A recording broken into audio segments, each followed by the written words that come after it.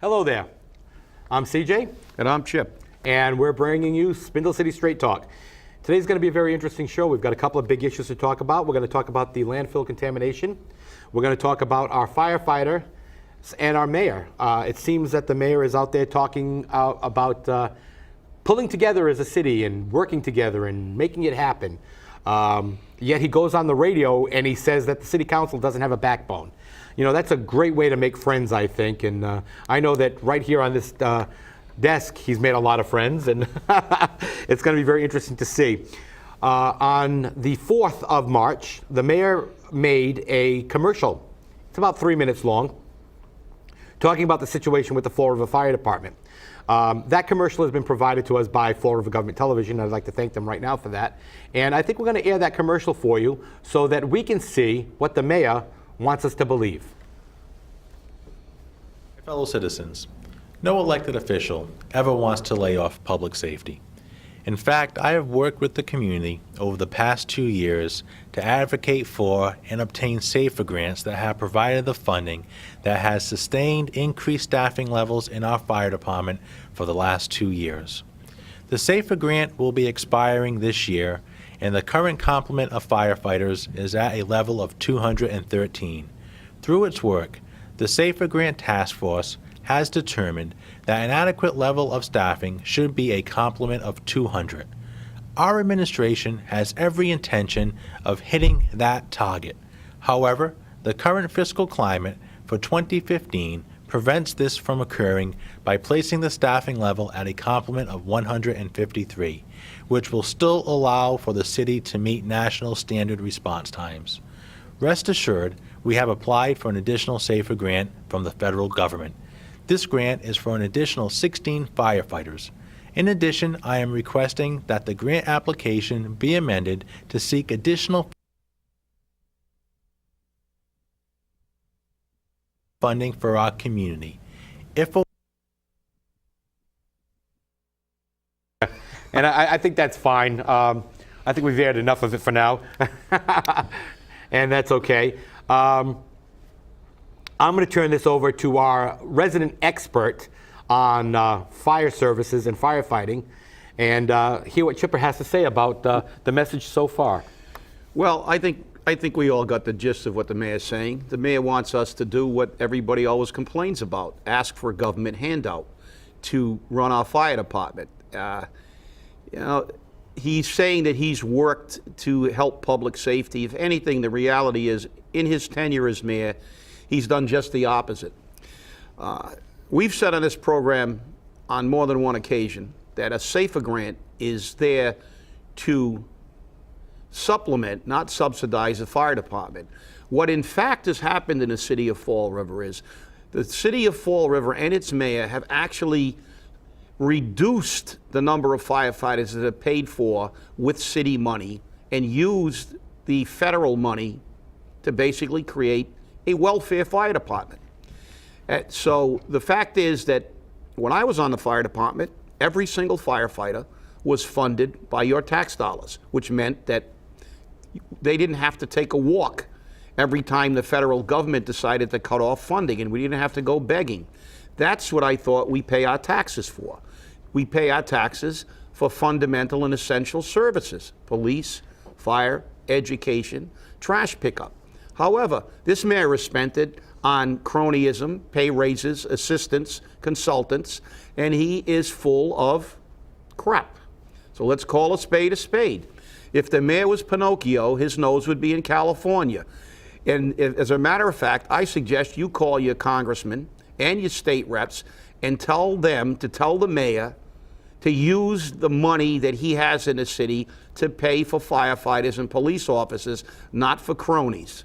Back to you, CJ. Well, you know, I think that's interesting because there are people that are actually saying that they want a recall of the mayor. There are people saying they want to contact the federal government to force the city to repay the SAFER grant because the use of the SAFER grant and the way they used it is a violation of the grant itself.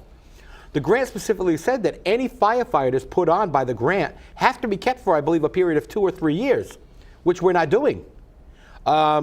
And, you know, the mayor's always saying we've put a SAFER grant in for 16 more firefighters. Well, even at 153 plus 16, that's only 169 firefighters. You're right. Again, the mayor likes to misuse figures and mislead the public, as always. And of course, he's going to say that there's a conspiracy. Well, he can't accuse us of not having backbones, but I will tell you very clearly that the fact is that at one time, many of these grants were incremental in nature, just because of the fact that that's what they were for. What used to happen with certain grants was they would pay 100% of a firefighter's salary the first year, then it would be reduced the second year and the third year, and ultimately the city would be responsible for picking up the whole salary. This is what the SAFER grants were designed to do, to supplement, to allow a city to put people on, put firefighters on, to bring it up to a good complement to fight fires when they don't have the money, while they look for local sources and revenue within their budgets to maintain that staffing level. It is not a welfare program. The SAFER grant is not a welfare program, and don't condemn your local recipient of a government handout when our mayor is asking for the same thing. Yeah, and one of the things that scares me, though, because I've heard this from the union chief, and I've heard this from the mayor, and they're totally opposing. The mayor is saying that the 153 firefighters is going to meet federal safety standards. The union chief says, no way. He says, that's not going to happen. He goes, just because a truck gets there on time doesn't mean that we're set up to handle a fire. You would know this, Chip. I mean, this was your job. This is what you did. So I have to ask myself, who's right? Well, obviously, I can't speak to where the firefighters are and how they're deployed right now and what companies are responding. But the fact is that it's called the 1710 standard, National Fire Protection Standard. 1710 was adopted as what is the acceptable time for response, and also the acceptable amount of personnel you need to begin an initial fire operation. I think what the union president was alluding to was the fact that if we get apparatus to the scene, if it doesn't have sufficient manpower to do the necessary jobs, if we don't have sufficient number of men to back up apparatus, to lay lines, to ventilate, to do search and rescue, that it doesn't matter. Number of apparatus isn't as important as number of personnel. We need a finite number of personnel in order to perform the duties that are necessary to control a fire. And for the record, the first 5 minutes of a fire are the most important. If we don't get a handle on a fire within the first 5 to 7 minutes, the propagation rate is exponential, and it really it's basically out of control. And there are many videos on it you can look at, and I have books and videos and tons of it. The fact is that I'm not sure, but 153 doesn't sound right to me. No, it really doesn't. It sounds like we're putting our city in jeopardy. And I know that I've checked in the past 24 hours with several different insurance companies that write homeowners policies. I didn't check with their agents. I checked with the companies themselves. And annually, they look, when they're setting rates, at a fire department's performance, what their staffing levels are, what their equipment is like. And if you ever remember, or you think about it, when you got your homeowner's insurance, didn't they ask you how far from a fire hydrant you were? That's because all of those things go into making your rate, how much you have to pay. And from what I understand from several of the major insurance carriers that insure property in Fall River's homeowners rates may go up if we are not adequately staffed and we start having a problem. So think about this. You know, because the mayor is now going to cut off firefighters. Although he says he's all for maintaining public safety, how come he only maintains it when somebody else pays the bill? So we have to ask ourselves that. We spoke about this on Spindle City Straight Talk several times. We've brought these issues to you before. And now, you know, our crystal ball or our crystal skull is showing what's happening. And again, people are getting upset. And you need to call the mayor's office. I know you won't get through to him, but you need to call the mayor's office. Leave messages. Be polite, be firm, but let him know you won't tolerate cutting the fire department. Because if he cuts off your safety, who do you know that may be stuck in a burning home? And that is really dangerous. And I think we need to really address this matter appropriately. Another issue that we brought up here on Spindle City Straight Talk, and we're very active in making it happen, is the Fall River landfill contamination. As you remember, State Representative Carol Fiola led the charge on making this meeting on Monday, March 10th, private. She wanted to keep it private. She stated on the radio that it's a private meeting, BFI doesn't want to attend, et cetera, et cetera, et cetera. And that didn't sit well with me. That didn't sit well with Chipper. That didn't sit well with many members of the city council who all wanted to be there but couldn't because of the law. So we went with several members of the Citizens Alliance for Accountability in Government and filed complaints with the State Ethics Commission and the Attorney General's office, asking for a legal opinion and asking for action to make this meeting public. The public itself got involved and started making it very clear that they wanted this to be a public meeting so everyone could hear what was honestly going on. No backroom deals, which this administration and this city seems to be guilty of. Well, yesterday, State Representative Carol Fiola announced that the meeting will be public. It will be held on Monday, March 10th at 1 p.m. at Bristol Community College in the G building in the faculty dining area. The faculty dining area isn't huge. It can't seat a lot of people. So if you're going to be there, make sure you're there early. Because, of course, the press will be there. You're looking at the mayor, the city members of the city council, members from the Department of Environmental Protection. Trying to see all the names because I don't want to leave anyone out. Bruce Stannis, who is Republic Services Municipal and Government Affairs Manager. And we found out at the City Council committee meeting the other day that Republic is actually BFI. So they're still involved in this. Members of the City Council, the property owners where the contamination is suspected to be located, the Regents State House delegation, representatives from Freetown, and the public. I'm going to be there. I believe Chip's going to be there. Oh, I will be there with bells on. And we want you to be there because we want to find out what's this contamination going to do to our water supply? What's this contamination going to do to Freetown's water supply? What's this contamination going to do to the area in general? Because remember, BFI lied. The Department of Environmental Protection lied at every hearing for an expansion of this landfill. Every time they had an expansion hearing, they were asked, is there contamination that we know of in the landfill? And they were told no. BFI said no, and the DEP said no. But the DEP had the reports which show there was contamination. So who's responsible for this? Because it's never been cleaned up. And a friend of mine and radio personality, Frank Wing, published recently photographs and newspaper articles when Governor Michael Dukakis was in Fall River, Massachusetts. So that's how far back this goes, in the 1980s, saying that they had millions of dollars in environmental cleanup money that was coming to the South Coast, or what they then said was southeastern Massachusetts. How much money did we get? What did we do with it? Where did it go? Nobody seems to have that answer either. Very interesting how nobody ever has an answer. Well, it may be because the people who are looking for answers are part of the problem.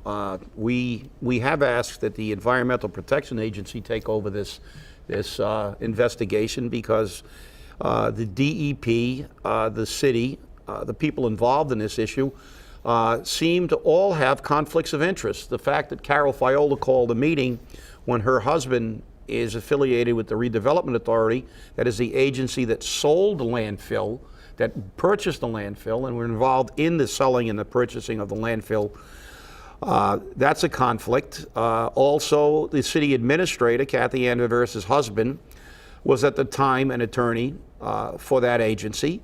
And there seems to be a lot of people that have a vested interest in not making full disclosure.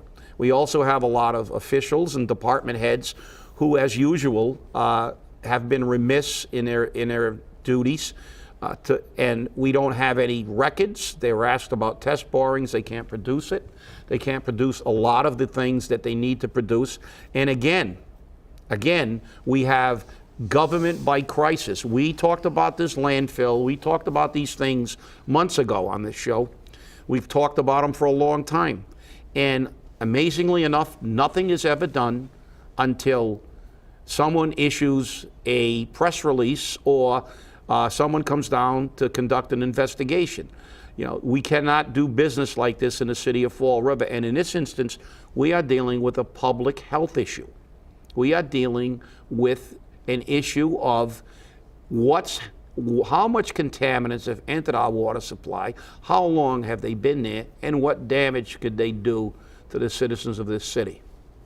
It's scary to think that the people that we elect to represent us and represent our city in Fall River are truly not who we thought they were.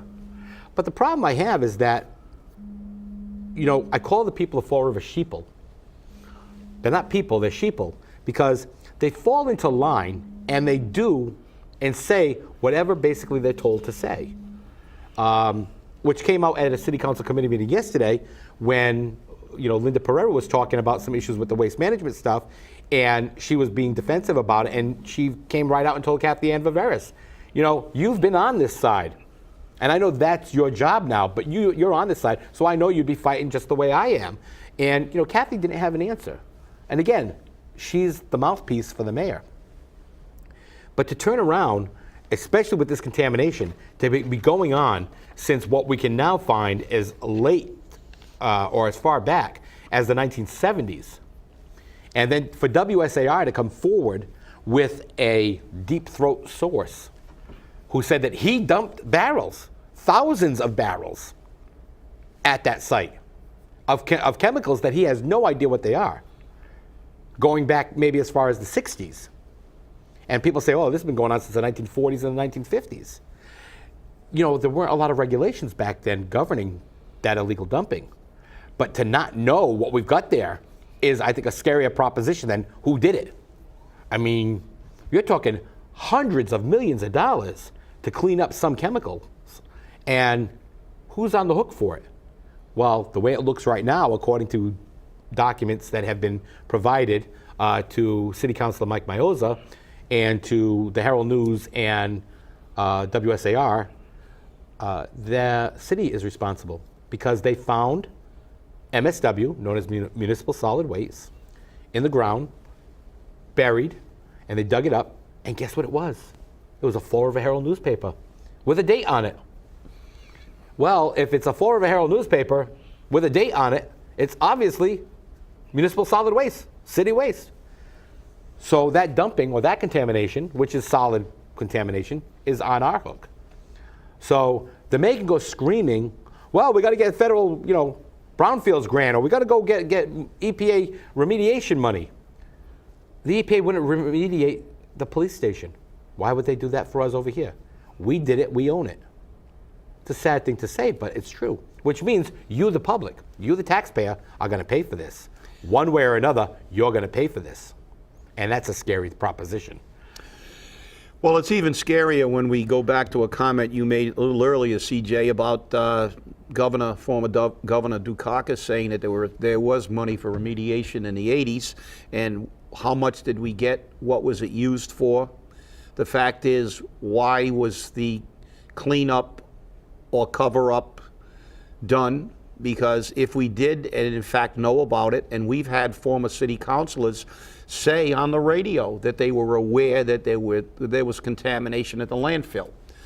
Why wasn't that contamination thoroughly investigated? Why weren't test borings done? Why weren't these agencies called in? Why wasn't the public health the #1 priority of the city council and the government of the city of Fall River? Those questions have to be answered. And the mayor's favorite saying now is, don't look in the rearview mirror. And it's pretty easy to figure out why that's his favorite saying, because if you look in the rearview mirror, we see all the debris he's left behind him. And we cannot allow this to go on. If the city is liable It's going to be very difficult to convince the federal government to pick up the tab for us when we can prove basically malfeasance on the part of city officials and a cover-up that's gone on for decades. You know, it's scary because, you know, people are asking, is the fire department issue a cover-up or a distraction from the contamination issue? Or is the contamination issue a distraction from the casino issue? You know, this is what the public is thinking. They know that this mayor has been deceptive the entire time. And you have to wonder what is going on. DCM is worried because with the waste handling situation, as you know, hearings are taking place. And DCM shows up at these now. Why? Because they found out that privatization is part of all these offers. ABC offered privatization, BFI Republic offered privatization, and they're just finding this out now.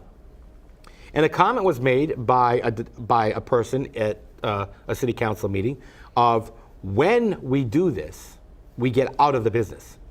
If we're out of the business, we're out of the business. I don't want any of it left. Well, you know, it doesn't sound right. I mean, and this individual turned around and said, you know, I don't want to sound like a kid that's going to take my ball and bat and go home. But it's true. I mean, if the city's not going to be in the trash business, then we're not in the trash business. But as always happens, you know, they just shovel it around and somebody does something. You know, but I have to ask myself, where are all these deceptions coming in?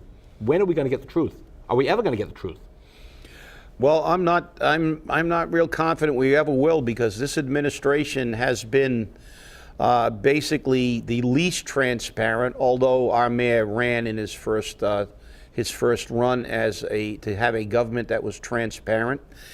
Yet we've seen more backroom deals, more things that come out, and then we find out that there have been meetings with people on virtually every issue.